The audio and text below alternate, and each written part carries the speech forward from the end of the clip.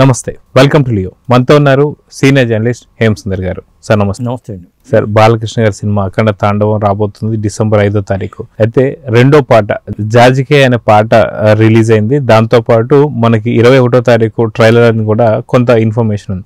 అయితే మొత్తానికి ఈ సినిమాలో రెండో పాట ఎలా ఉంది, 21వ తారీఖు ట్రైలర్ గురించి మీరు ఏం చెప్తారు? అంటే ఈ సినిమాలో ఇది ఒకటే మాస్ పాటట. ఇప్పుడు మన ఫస్ట్ పాట ఏమో డివోషనల్ పాట, ఈ పాట మాస్ పాట. ఈ పాట తప్పితే ఇంక పాటలు లేవని చెప్పేశారు బోయపాటి గారు. అంటే రెండే పాటలు సినిమాలో, మాస్ పాట మాత్రం ఇది ఒకటే. కాబట్టి మిగతా సంస్కృత శ్లోకాలు లేకపోతే ఇట్లాంటి ఇతరత్ర ఉంటాయి.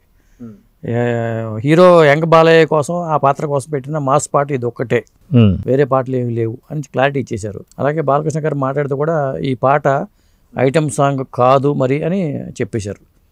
ఐటమ్ సాంగ్ కాదు, ఇది బర్త్డే సెలబ్రేషన్స్లో బహుశా హర్షాలి మల్హోత్రా సిస్టర్ పాత్ర వేసిన అక్కడ ఏమైనా పుట్టినరోజు సెలబ్రేషన్స్లో ఈ పాట వచ్చి ఉండాలి. సంయుక్త మీనన్ మీ హీరోయిన్గా చేస్తుంది కాబట్టి ఆవిడ ఒకవేళ కలెక్టర్ పాత్ర ట్రాన్స్ఫర్ అయిపోతే కొత్త కలెక్టర్గా అనుకోవచ్చేమో ఈ పాత్రని.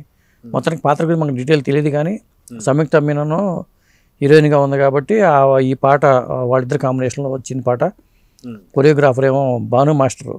మనకు అఖండ వనలో ఈ బంతి ఇట్లా ఈ షర్ట్స్ వెరైటీగా చేశారు కదా భాను మాస్టర్. ఆ భాను మాస్టర్ దీనికి కొరియోగ్రఫీ చేశారు.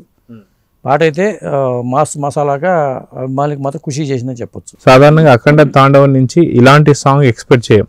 మాక్సిమం శివతత్వం ఉన్నది లేదా ఆధ్యాత్మికంగా ఉన్నటువంటి పాటలు మాత్రం చూస్తుంటాం. కానీ సడన్ గా ఇలాంటి పాట, జాజికాయ పాట ఏదైతే ఉందో, ఈ పాట సినిమా స్టోరీని కానీ లేదంటే మనకు సినిమా ఒక వేవ్ లెంత్ డిస్టర్బ్ చేసే అవకాశం ఉన్నట్టుగా మీకు అనిపించింది? అంటే ఇట్లాంటి పాట ఇంకో పాట ఉంటే డిస్టర్బ్ చేసే అవకాశం ఉంటుంది. అందుకని ఒక పాటకే వాళ్ళు పరిమితం అయిపోయి దాని మరీ మా బాలయ్య ఫ్యాన్స్కి నిరాశ కలగకూడదనే ఉద్దేశంతో ఒక పాటకి పరిమితం అయిపోయారని అనిపిస్తుంది నాకు. ఇంకోటి కాసల శ్యామ్ గారితో రాయించారు ఈ పాటని. అదేమో కళ్యాణ్ చక్రవర్తి గారు రాశారు.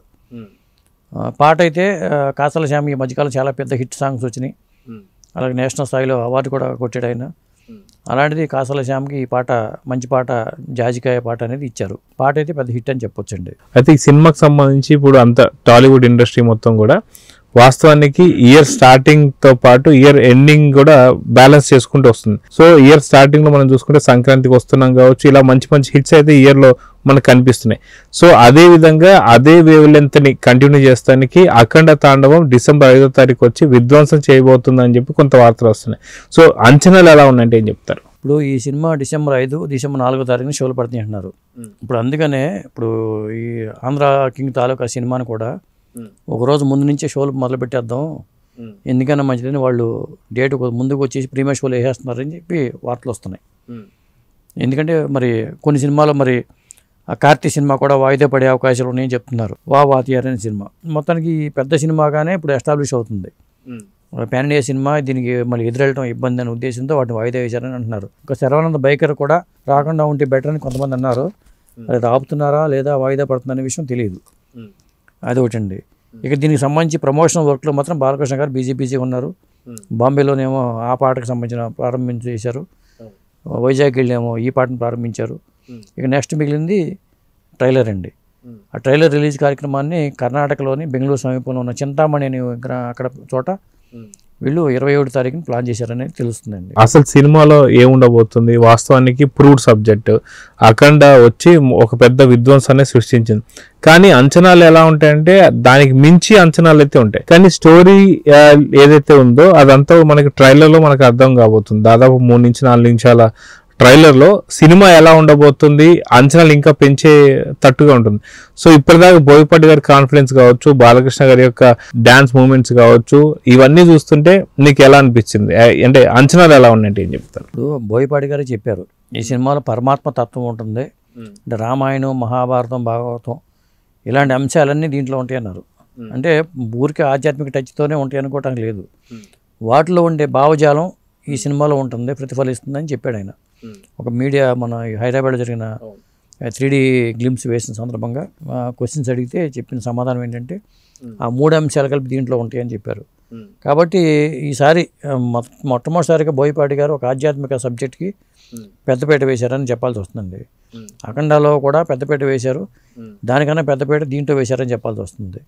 దానికి ఎంతో ఏ మేరకు న్యాయం చేశాడు ఈయన బోయపాటి గారు. బాలయ్య 100% న్యాయం చేస్తారు, తెలిసింది అందరికీ.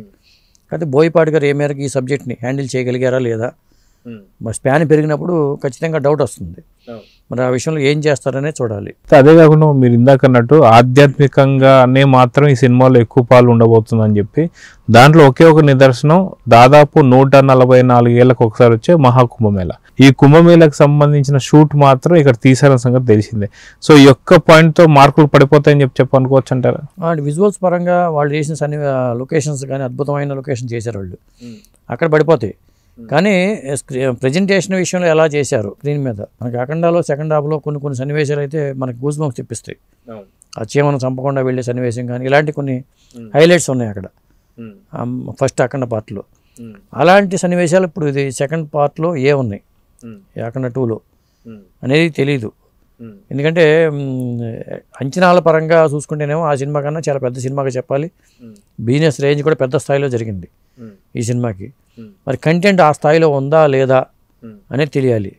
ఇక ట్రైలర్ 21 అనుకున్నాం, చింతామణిలో పెట్టడానికి కారణం ఏంటి అంటే కర్ణాటక వాళ్ళ కోసం, బహుశా కర్ణాటక మార్కెట్లోకి మరి బాలయ్య బాబు చూపించడం కోసం కర్ణాటక పెట్టారా అనేది తెలియట్లా. చింతామణి మరి అక్కడే చింతామణి అనే ప్లేస్ ఎందుకు తీసుకున్నారంటే దానికి సంబంధించిన ఆధ్యాత్మికత ఏమైనా అక్కడ కోణం ఏమైనా ఉందా అక్కడ పెట్టడానికి అనేది ఆ స్థల ప్రాశస్త్యాన్ని బట్టి ఆధారపడి ఉంటుంది అక్కడ ఎంచుకోవడానికి కారణం కూడా. సో చూద్దాం సార్, మొత్తానికి 21వ తారీఖున ఎందుకు కర్ణాటక వెళ్ళి చింతామణి అనేటువంటి ప్లేస్ ఎంచుకున్నారు, అదేవిధంగా ట్రైలర్ వచ్చిన తర్వాత సినిమాపై భారీ అంచనాలు అయితే పెరగబోతున్నాయి. సో మొత్తానికి ట్రైలర్ చూసి ఎలా ఉంటుందో చెప్దాం. మరి నమస్తే. నమస్తే. Please subscribe to Leo news for more videos.